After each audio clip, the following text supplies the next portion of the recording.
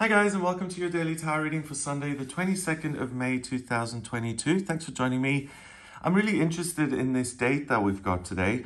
22 is the master number of the builder. So that indicates that you can create something that's really solid and permanent on this day. All the twos in the date, 2 in numerology is about relationship and cooperation.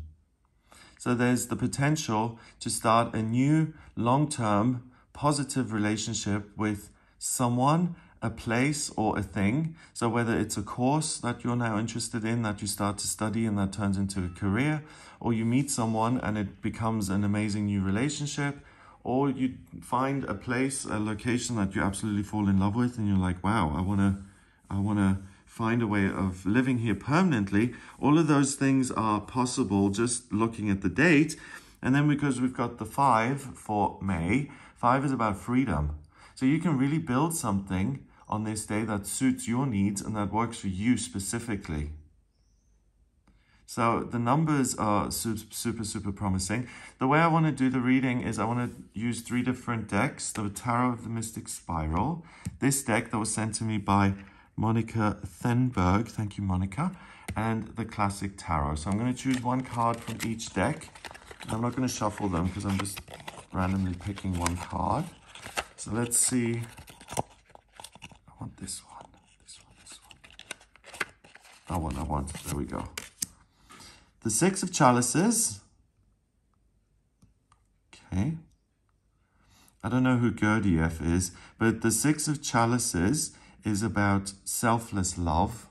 It's about a genuine connection where you're interested in the other person's happiness as much as your own. So that really sets the stage for a wonderful, genuine, permanent relationship to come in. Because those are the best kind of relationships where you care about the other person as much as you care about yourself, which, I mean, it's pretty rare. Then we've got Light. And this almost looks like a heart to me, but it's not quite come together yet. Interesting. And then the Classic Tarot.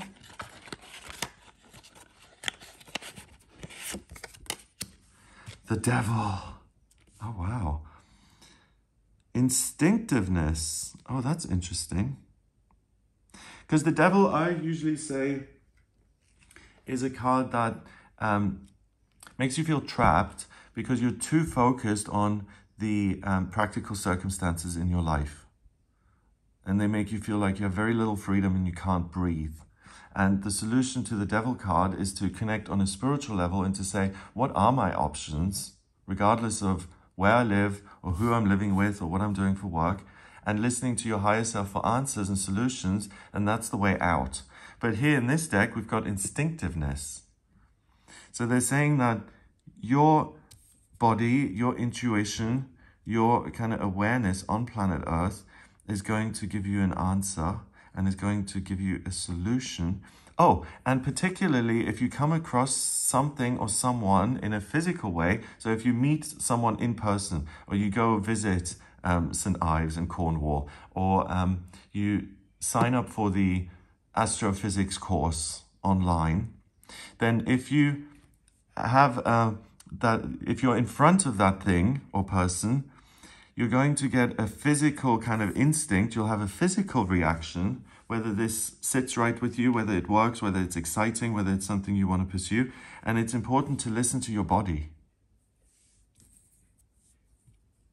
So if you meet someone at a social thing and I don't know, you talk to them, you shake their hand or something, and as soon as you meet that person, you have a physical reaction, good or bad, then really listen to that on this day, because it's through your physical senses that you're being given a message.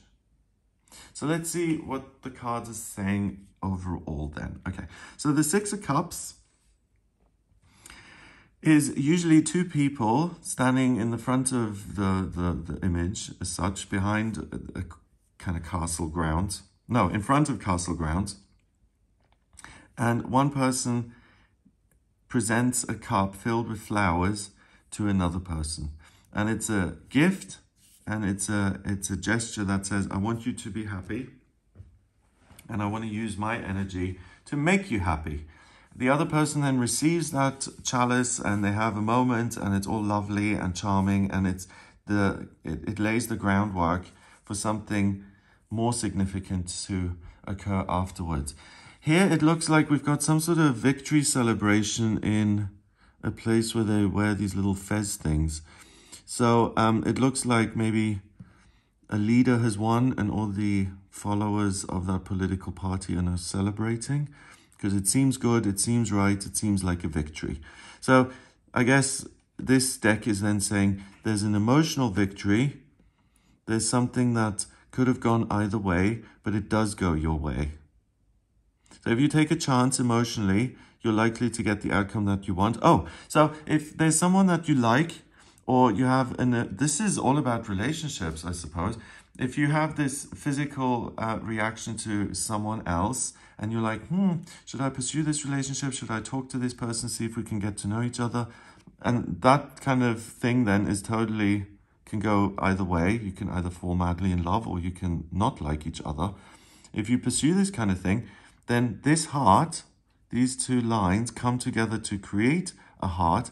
And it's not just a friendship or like a neither here nor there kind of relationship.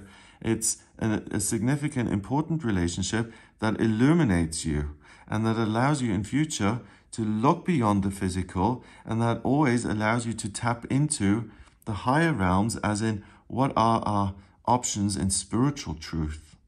So that's really important, because it says that there can be a relationship that starts in your life on this day, which isn't just a run-of-the-mill relationship. It's a kind of soulmate relationship that allows you to become enlightened. And what I mean by that is it allows you to consistently focus on the spiritual reality rather than just the physical reality. So you're able to see each other as spiritual beings having a human experience, and you're able to understand each other truly and what you're about, and to look beyond the physical circumstances.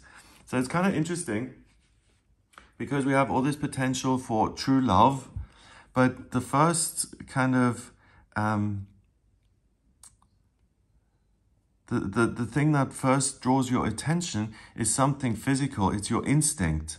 It's a physical response that guides you to look into this relationship more, and that then becomes a relationship, or it grows into something that allows you to look beyond the physical.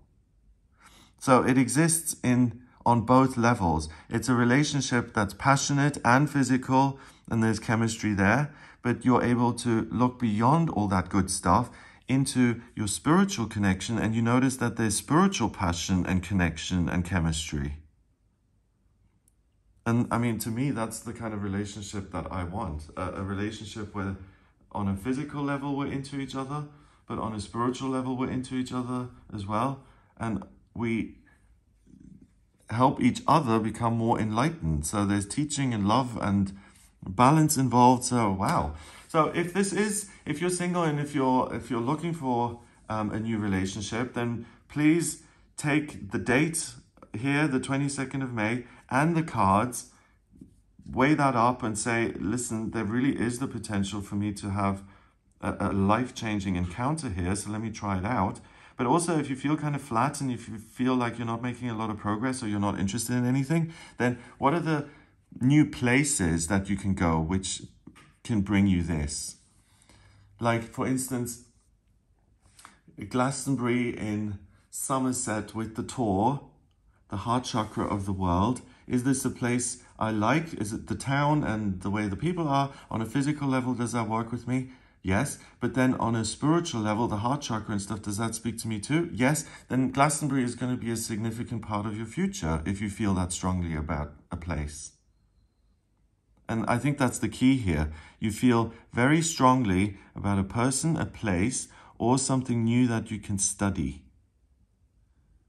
So it's like, oh my God, physics is just the best. How have I not done a course in this. I just adore everything about it. It speaks to me on a physical level, on a spiritual level. I need to educate myself and become a doctor in physics.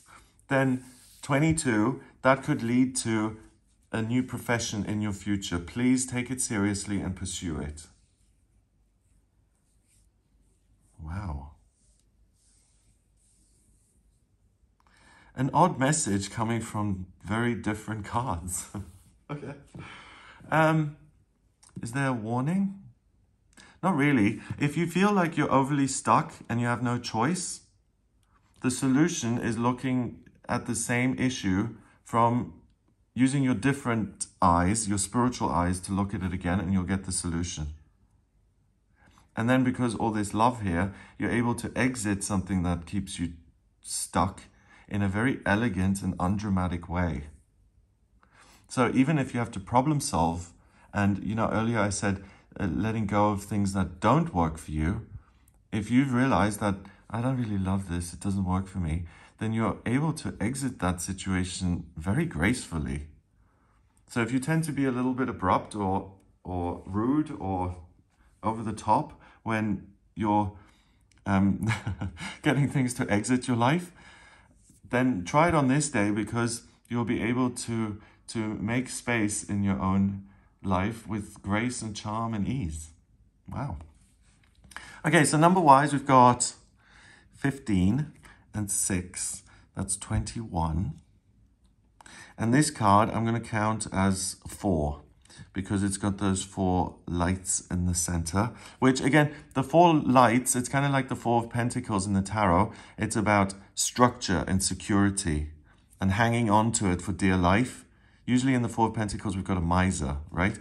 But here it's the same thing. It's about being able to listen to the physical response, not letting it completely control you and suck you in, but by using both pairs of your eyes, the spiritual eyes and the physical eyes, to create new structures, so to maximize the good stuff, for instance, of the 4 of Pentacles, to build something solid, but to avoid the bad stuff, i.e. becoming a miser and letting the physical control you.